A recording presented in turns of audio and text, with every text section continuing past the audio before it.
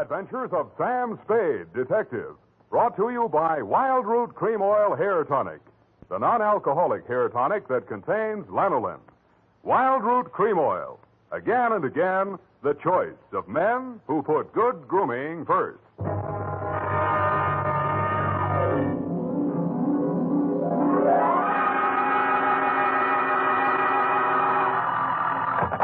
Sam Spade Detective Agency. It's me, sweetheart. Risen from not one, but two deathbeds. Oh, Sam, I bet not. You wouldn't take that lying down. Oh, Effie, you made a joke. Well, you did first, Sam. I did not. Oh, you mean you actually Now, don't weren't? pin me down. Anyway, I was present at two dying declarations. Would you believe, Effie, that a man could say something that wasn't true at a time like that? Oh, no. You mean a man will be lying on his deathbed? Oh, Effie, you made a joke. Oh, Sam, now stop it. I don't know what It's all right, Effie. I forgive you. You can atone by telling me how wonderful you think I am. I think you're... That you may do when I arrive in a trice to dictate my report on the deathbed caper.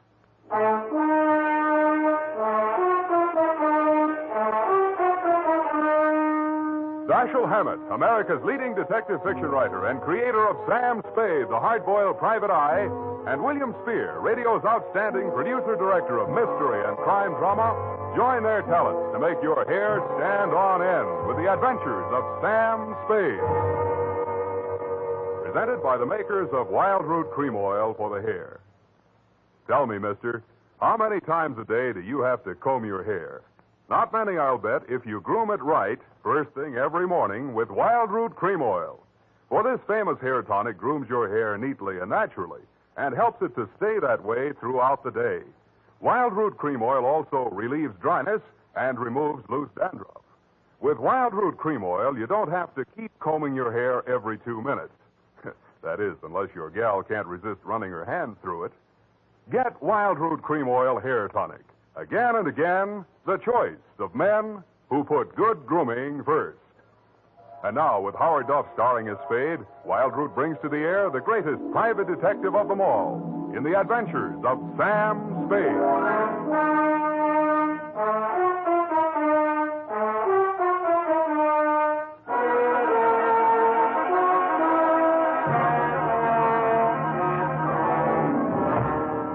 Many brave hearts are asleep in the deep. Oh, Sam, you're a sailor. Captain Sam, is the brig for you. You got your logbook handy, gal? Oh, yes, Captain.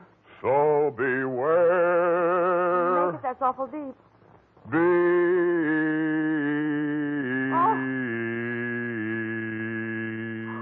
Date, June 20th, 1948. Where? Oh, Sam. I have no shame. To Marin County Sheriff's Office, San Rafael, California. Attention, Deputy Woodington from Samuel Spade, license number 137596. Subject, the deathbed caper. Dear Bill, the dawn came up like thunder out of Chinatown across the bay. In San Francisco, all we could see was fog. But on your side, it must have lifted briefly because somebody named Dan Starbuck managed to find his way to a phone booth, called me, and asked me to meet him at the 3rd Street Pier in Sausalito.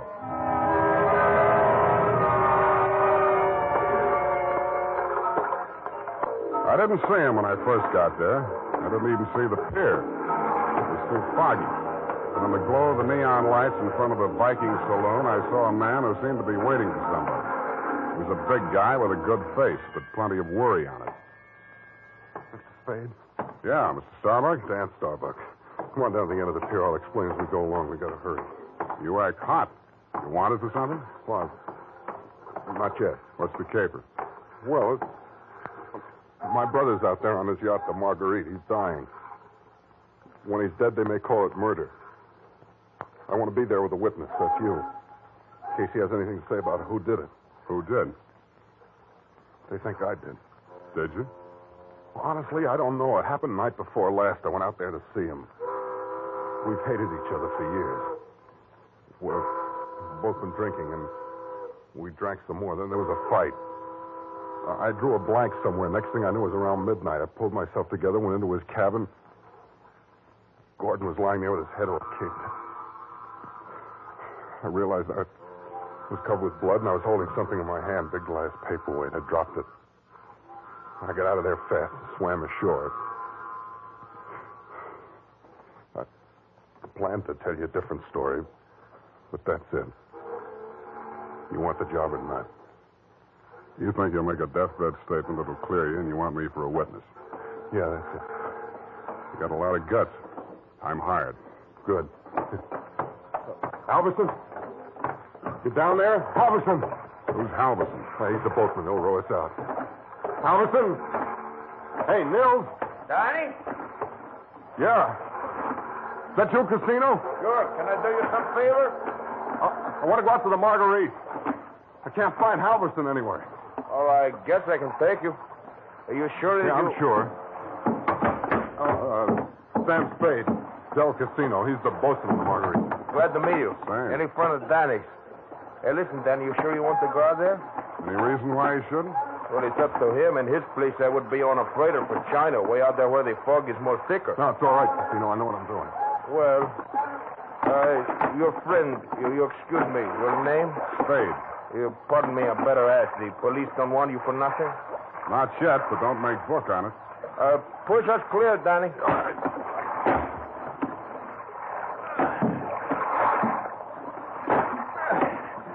This fog is closing in. But I can still see the lights from the Marguerite. I wish we don't find her.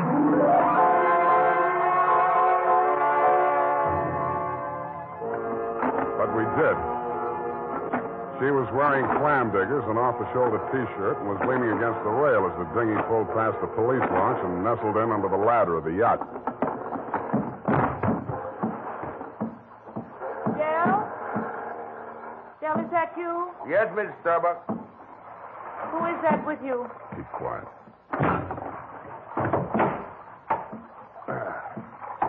Dell. Dell, what are they saying ashore about... Oh, I thought you... You're Mrs. Starbuck? Yes? I'm Sam Spade. I'm from San Francisco. I'm a detective. Your brother-in-law's in the boat. You captured him? He wants to come aboard. He wants to... Why? He's hoping your husband will say something to clear him before he dies. Is there any reason why he shouldn't come aboard? Oh, there's every reason in the world why he shouldn't.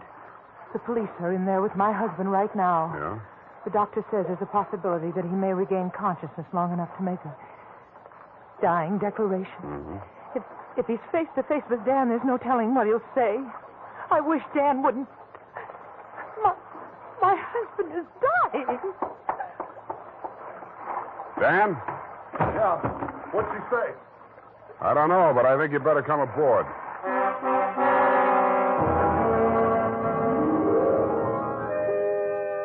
He seemed almost delighted as he swung his weight up out of the dinghy and climbed the ladder. Del Casino, the bosun, followed, wearing a puzzled expression that turned to fear as we entered the cabin. The yellow glare from the lamp swinging overhead was almost blinding to walk into out of the foggy night. The first thing I focused on was the bunk that held the dying man. His head was heavily bandaged, his skin was chalk white, and his lips were beginning to turn blue. The room was tense with waiting. Ranged around him in a semicircle were the supporting players. 2 doctors, 1 family type with a nurse, 1 police medic without, 1 sheriff with cigar, 1 police stenographer, female, with pencil and notebook poised, 9/10 of a widow, and us. At 18 minutes past 7, somebody moved. The dying man. The 2 doctors rushed forward, took his pulse and blood pressure. Let's go. Adrenaline 3cc, chlorine 1, All right, Sheriff. He's conscious now, but you'd better hurry. Margaret. Mr. Starbuck, you can hear me all right? Mm-hmm. Take that down. Can you hear me? Affirmative answer. Now, Mr. Starbuck, we have to ask these questions. 1, what is your name? Please try to answer. What is your name? Gordon M. Starr. You got that? What is your name? Gordon M. Starr. That's close enough. Fill it in later. Now, Mr. Starbuck, where do you live? Where do you live? I'm dead. You got that? 1277 Marymount, Pasadena. Hey, Now, Mr. Starbuck, let's try a little harder. is a long one. Have you been injured, and what was the cause of your injury? Yes. Hurts my... You got that? Affirmative. Now the second part. What was the cause of your injury? head. Huh?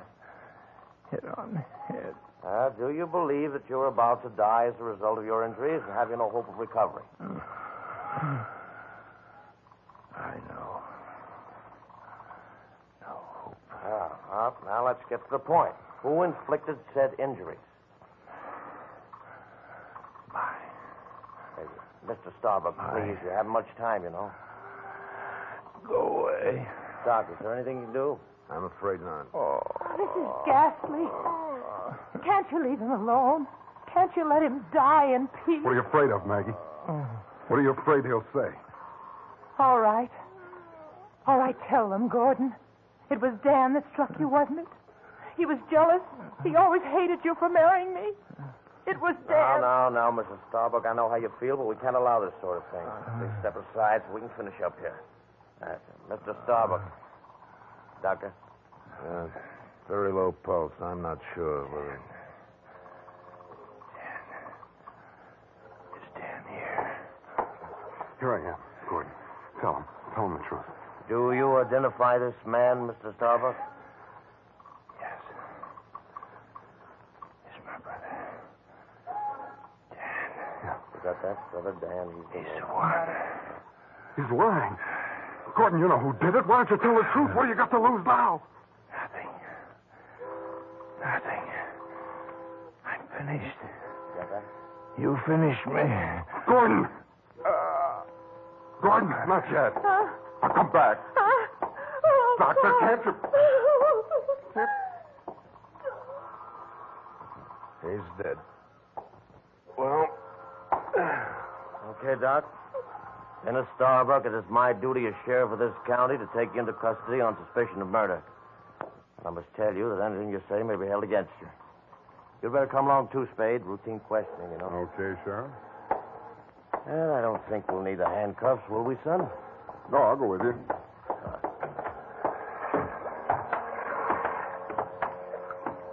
Yes, indeed, son. It's always smart to come along quietly. Yeah. Well, this is the far as I... Hey, Dan, come back here. Use your head.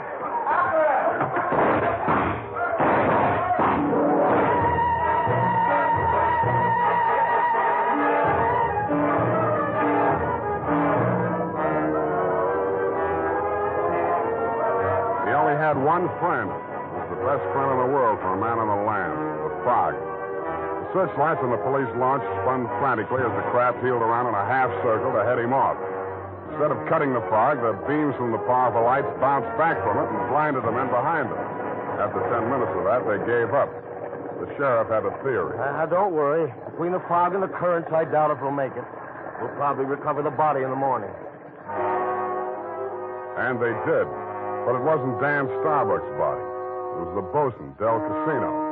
And he was found in Richardson Bay, adrift in the dinghy from the Marguerite. Somebody had creased his skull with the same type blunt instrument that had been used on Gordon Starbuck. But Del hadn't lived long enough to make a dying declaration.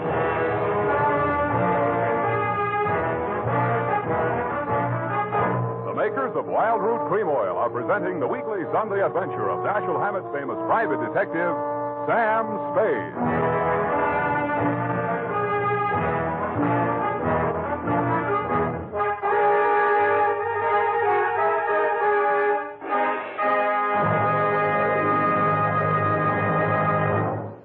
Now, here's important news on good grooming. If you want the well-groomed look that helps you get ahead, socially and on the job, listen. Recently, thousands of people from coast to coast who bought Wild Root Cream Oil for the first time were asked, how does Wild Root Cream Oil compare with the hair tonic you previously used? The results were amazing. Better than 4 out of 5 who replied said they preferred Wild Root Cream Oil. And no wonder. It gives you the advantages that men consider most important.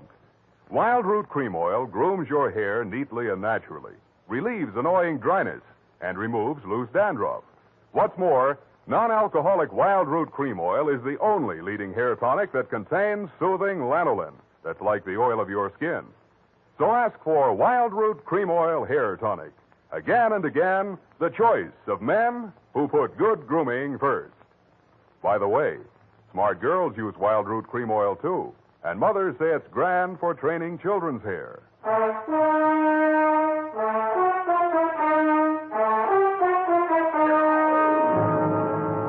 And now, back to Caper with Two Deathbeds. Tonight's adventure with Sam Spade.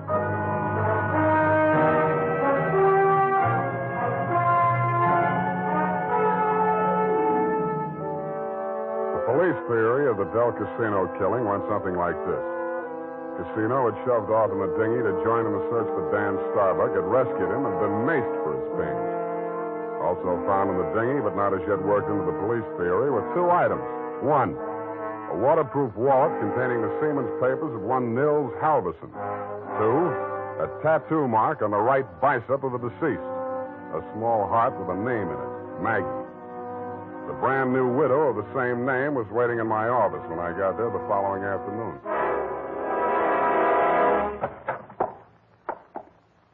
Hello. Hello to you, Mrs. Starbuck.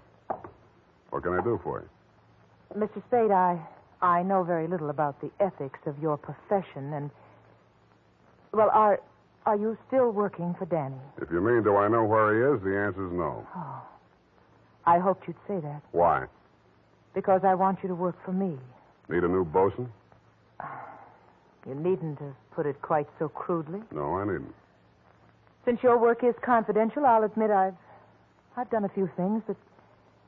Well, it's all too true. My first mistake was marrying Gordon Starbuck when I didn't love him. And I should never have let myself fall in love with Dan. I certainly should have known better than to let Dell fall in love with me. What about Nils Halverson? And me? Well, hardly. No. Nils Halverson was employed by my husband for various odd jobs whenever we put in at Sausalito. Mostly he'd row the guests out to the ship. He rowed Danny out the night my husband was killed. At least I think he did. I didn't actually see him. Where's Halverson now? I don't know. He goes off on drunks for days at a time, but I have a feeling that someone has paid him to disappear. He might have overheard something. Hold on a minute. You're going too fast. Are you working up to a confession? Oh, no. It's just that I'm afraid a great injustice may have been done to Danny. After all, Mr. Spade, a man who's dying, I don't see how he could be altogether in his right mind. Do you? The law says he is if he knows his name and address. A deathbed accusation is the strongest evidence a lawyer can shove at a jury. You can't cross-examine a dead man, and most people have the quaint idea that a man on his deathbed is a lot more truthful than he was when he was hale and hearty. Then you think Gordon may have been lying? Could be, or wool gathering, or picking up some of the lines you were feeding him. Oh, I was just afraid he might die before he... You see, I thought I might shock him into saying yes or no. He could have said no, couldn't he? Well, make up your mind. Oh, all I know is it's on my conscience now. If we could find old Halverson and force him to tell what he knows. He's a very strange man. Devoted to me. If the police find him before I do, he might refuse to talk out of a mistaken loyalty. To you? Well, I meant if he thought I had anything to do with the... Well, he's very strange. I told you that. What makes you so sure he's alive? Why wouldn't he be? If I'd been the killer and he'd rode me to and from the scene of my crime, I'd see him secured in Davy Jones' locker. Fish feed, lobster bait, asleep in the deep. Will you work for me? I'll let you know.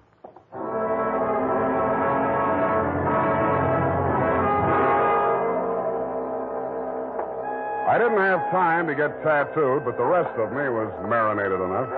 On my head, I was wearing a dirtied-up yachting cap. And the rest of me, I was wearing a pea jacket, dungarees, and sea boots. I was also wearing clamshell number 5 as I rolled up to the Viking saloon. Well, what'd it be, mate? Akavit and water. Have you seen my cousin? Your cousin? Who's your cousin, Prince Valiant? No, my cousin Niels Halverson. Niels Halverson. Ah, Oh, no. You're Neil's cousin, are you? Yes. Well, coming from the old country? Yeah, Minnesota. By you, Minnie. Well, no, he'll be right glad to see you there. Where is he? I don't want to say this too loud. Yeah. Bend over there. Yeah? He's in trouble, you know. Oh? Yes, I got him holed up down below. Oh, yeah, come on. Well, by golly, I sure been glad to be going to see my cousin Niels. Niels Halverson. Drop the act and get down there. Hey! Okay, Joe, I'll take over from here. Easy. Okay, Danny, my boy. I got his gun. But watch him now, watch him. He's full of smorgasbord. Well, Spade, you're the one person I didn't expect to see, but I'm very glad to. Yeah, I wish I hadn't found you. I wanted to find somebody else first. Halverson? Yeah. He's here. Want to see him? That's what I came for. And under here. Watch your head, low bridge. Yeah, here we are. Where? A boathouse under the pier. Halverson used to hole in here to sleep off his schnapp. Where's he now? Over here. Uh-huh. Yeah, he's going to be a long time sleeping this one off. He'd been missing since that night. Nobody knew he was here till last night. I headed for the saloon when I swam ashore. Joe hid me out here. He could still talk then. What'd he say? I wrote it down here. But it's no help. Let's see it. Well, it's just a jumbled word. Marguerite. Merry Christmas drink. My beautiful Helga. Row your boat. Now throw me back. Row me back. $20 good and drunk.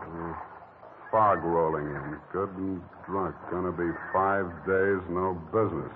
Oh, my head. Paint the boat. All crazy stuff. $20. Did you give him $20 to row you out? I didn't even see him. I swam out. My loving brother wouldn't have let me on board if he'd heard me arriving like a gentleman. $20. Did you frisk him? No. I'll have a look. Oh, I don't... Hey, wait. Uh-huh. Real soggy, but a 20. I don't care. I'm sticking to my story. I swam out there. I didn't give him that 20. Maybe you didn't. You gotta believe me. I didn't even have $20. That's why I got... Shut up. What's the matter with you? What are you gonna do? Come over here, Dan. What? I don't believe a word of your story, and even if I did, it wouldn't make any difference. What are you... Shut up. You're going to stop talking and listen for a while. I stuffed a gag into his mouth and muscled him over to a piling and handcuffed him to it. He didn't even look surprised. He just stood there staring at me as if he'd lost his last friend in the world. But I wasn't looking at him as much as I was listening to those footsteps and the boards overhead. I waited for them to come back. They did. I walked across the soggy planks to where Nils Halverson lay in the shadows. Nils, I want you to answer these questions again. Now, this time I'm going to take them down. You get lots of $20 and lots of drink. Now then, I know you don't feel so good. You don't have to talk if you don't feel like it. Just nod your head for yes and shake it for no. Okay, Nils? That counts in a court of law as long as there's a witness. Okay. Now, your name is Nils Halverson. Your address is 213 Bayview, Sausalito. That's correct, is it? Nod your head. Good. Good. That proves you're in your right mind. You know you were injured. Yeah. You know the cause of your injury. Hit on the head and thrown over the side of your boat. What? Huh? Not from... Oh, dinghy. Well, it's the same thing. All right. Now, you know you're dying. You have no hope of recovery. That's obvious, but nod your head. That's the boy. Now, Nils, on the night of the 18th, around 10 o'clock, after your usual working hours, you rowed somebody out to the yacht Marguerite, in return for which this person gave you a $20 bill. This person is also the person who killed, who inflicted your fatal injury. It is.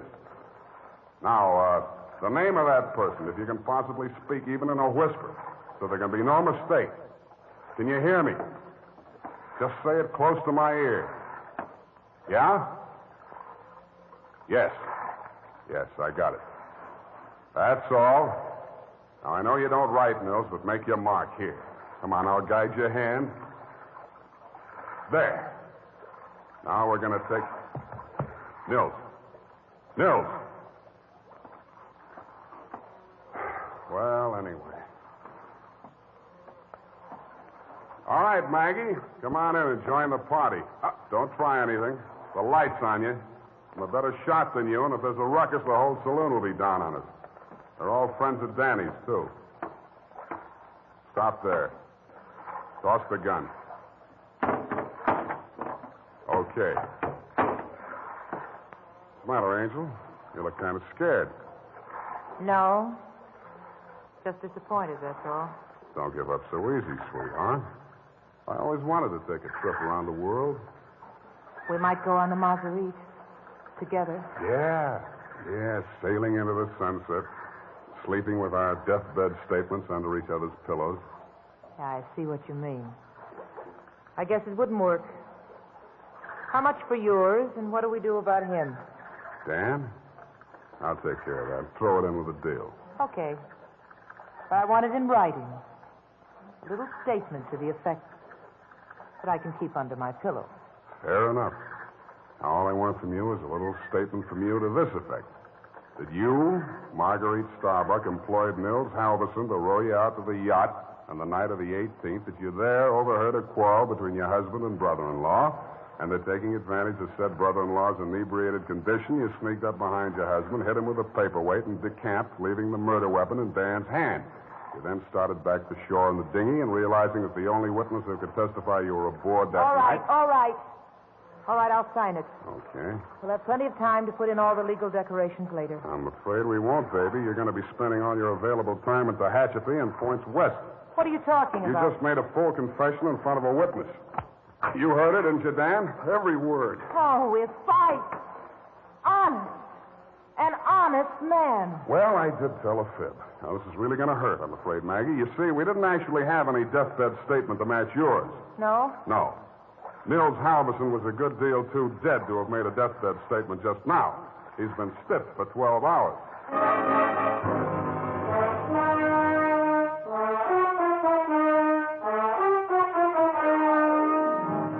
Period, and a report. Well, Sam, I'll type this right up because then I'm leaving. Wait a minute, Effie. I had to do it that way. Don't you understand? Of course, Sam, I quite understand. But you object, huh? A cruel, ruthless, murdering, though beautiful woman, foiled by a clever ruse, a great acting performance by the greatest private detective of them all. Is that all? You're still leaving? Yes, Sam, my bags are packed. Well, pardon me for having feet.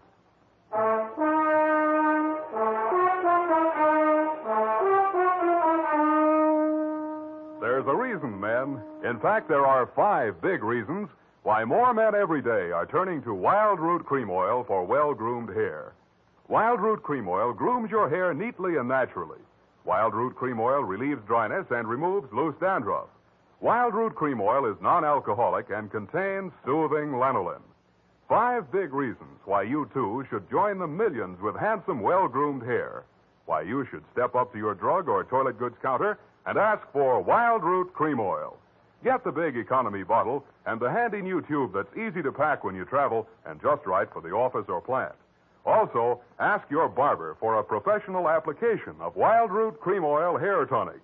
Again and again, the choice of men who put good grooming first. Well, here it is, Sam. Goodbye. Now, wait a minute, Effie. You can't leave like this, not without... Oh, all right. I'll talk to you while I'm putting my hat on. Well, can't you at least look at me? After all, you should give me a chance to justify... Sam, apparently you're laboring under an apprehension. Of course I am. Oh, boy, am I glad I picked the last in June and the first in July. What are you talking about? My vacation. Vacation? You just had a vacation a few months back. Well, Sam, that's a year. Well, if you want to take advantage of the legal technicality... Now, Sam, don't say goodbye, man. Well, it's customary, I suppose. It's lucky that some of us keep our nose to the grindstone, our ear to the ground, an eye to the future. Huh?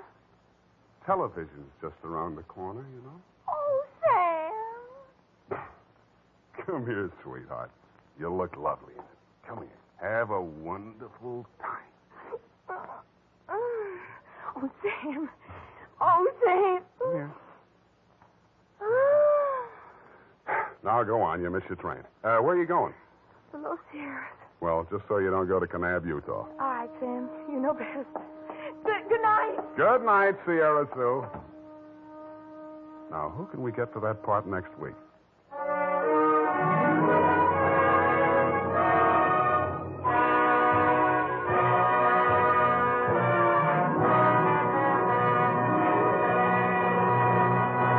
The Adventures of Sam Spade, Dashiell Hammett's famous private detective, are produced and directed by William Spear. Sam Spade is played by Howard Duff. Lorene Tuttle is Effie. The Adventures of Sam Spade are written for radio by Bob Tallman and Gil Dowd, with musical direction by Lud Gluskin.